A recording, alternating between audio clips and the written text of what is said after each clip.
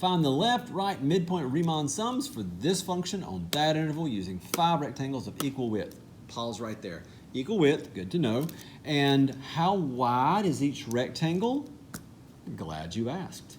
Here's the width of the rectangle. So the width of the rectangle is equal to b minus a, 2 minus 0, divided by the number of rectangles, which is 5, 0.4. There we go. This is going to get really boring and become a long process. So what I'm going to do actually is set them all up first and then show you some calculator shortcuts that are hard to remember, but we'll go through them.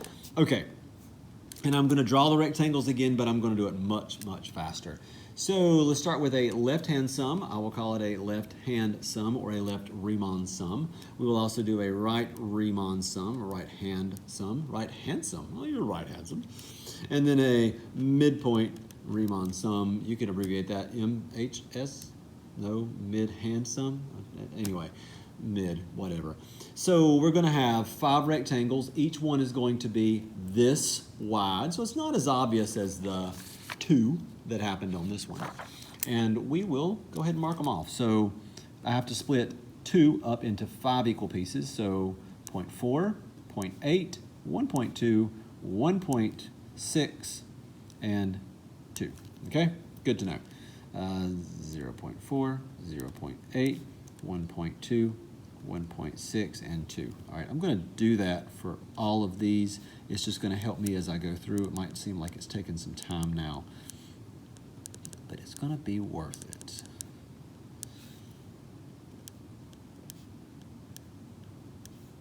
Zero 0.4, 0.8, 1.2, 1.6. Okay, let's start with the left-hand sum. And when I do that, I will use a pencil on most of this. I will start on the far left side, right there, and we will go to the leftist side of the interval, which is at 0 indeed. And so this graph really shows the interval that we're dealing with.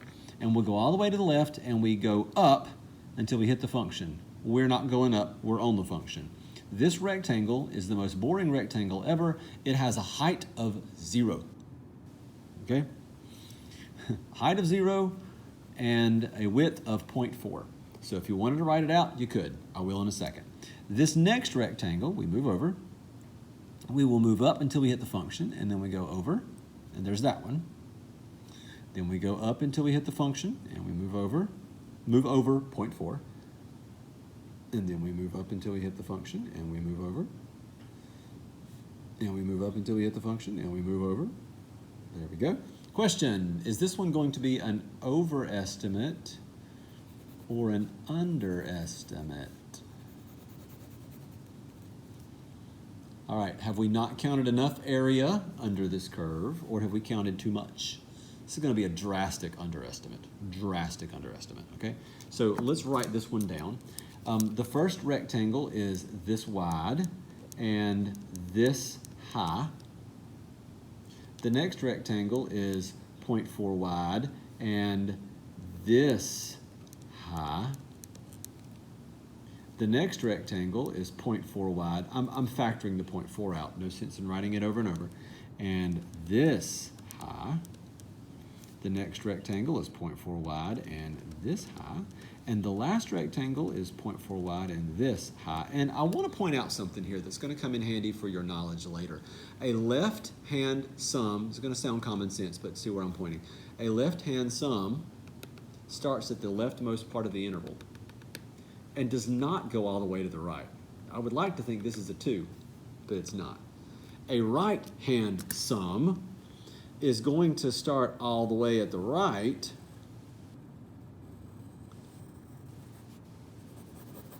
but in its computation, go up and over and down, there it goes, up and over and down, there it goes, up and over and down, there it goes, up and over and down, there it goes. But in its computation, you will never use 0 in this case, which was the leftmost point. All right, right-hand sum uses the rightest part of the interval, but not the leftist. The left-hand sum uses the leftmost, but not the rightmost. Midpoint uses, well, midpoints. Okay, this one is set up as 0.4, and then instead of starting at 0, it actually starts to the right of 0, which is f of 0.4, f of 0.8, f of 1.2, f of 1.6, and f of 2. There was a very loud vehicle I just heard outside. Must be my grandma on the road. All right, let's do the next one. This one has the middle of this is at 0.2, and so the height of this rectangle is defined at f of 0.2. This one is 0.2. And this one's going to be 0.6, so the middle of this rectangle is defined as the height of the function at 0.6. This one's at 1. It's convenient. This one's at 1.4. Good to know. This one's at 1.8. Whoops, I think I went a little too far on that one. Let me erase some stuff here.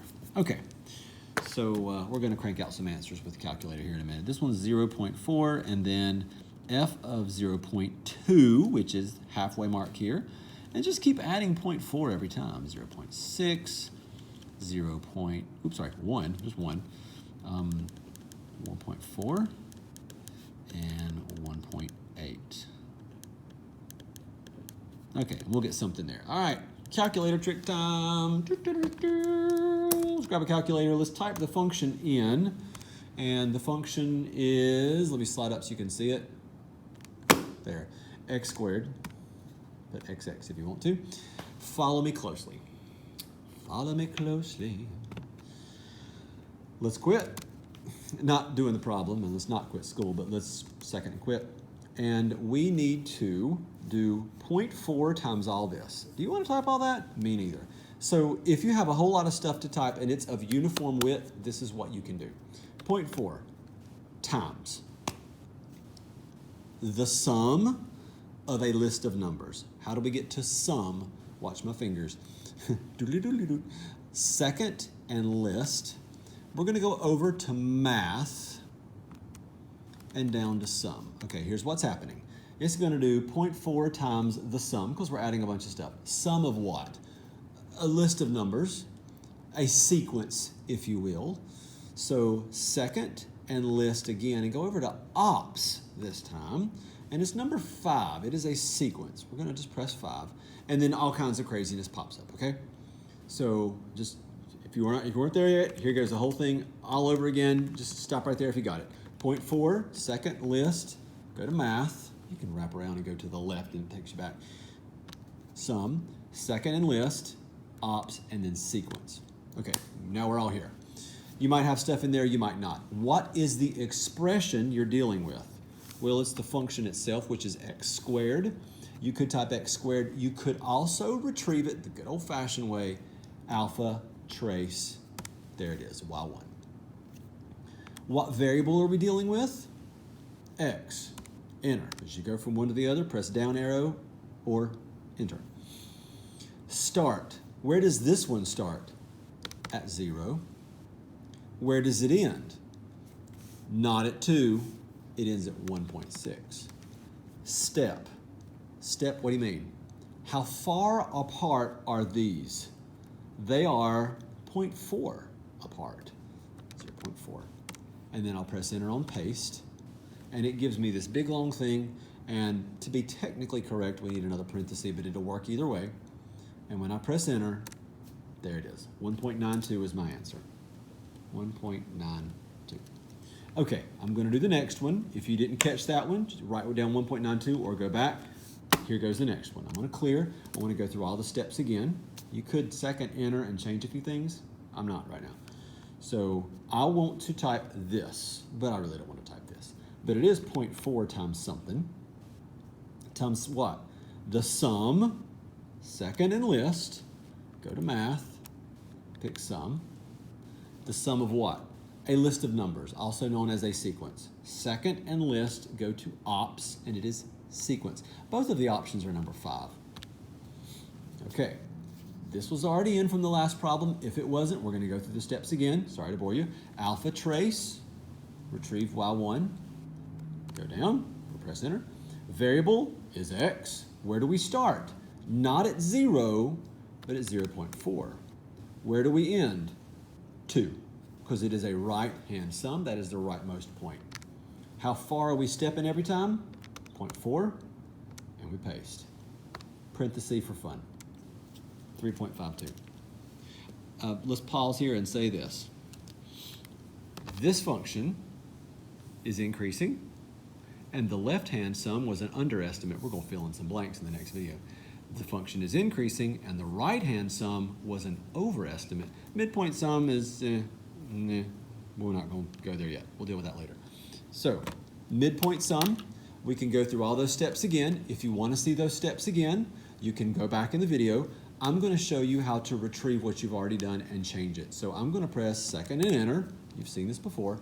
And we're going to just back up until we get where we need to go. We definitely want 0.4 sum sequence, y1, x, all that standard. This is where we start though. And in this case, we start at 0.2, comma. This is where we end, and we end at 1.8. 1.8, comma. And the next thing is, and I'm just typing over whatever's there, the next thing is the step, and we're stepping up by 0.4. Close your parentheses a couple times, or just once, or maybe not at all. It might even take it if you don't do it at all. Let's see. Yeah, I believe it will. It does, yeah, same thing, 2.64. I was testing the parenthesis hypothesis. There we go. It assumes you need parentheses and just finishes them. Next video, we'll talk about whether we have over or underestimates, but let's just briefly. Underestimate, overestimate, hard to tell.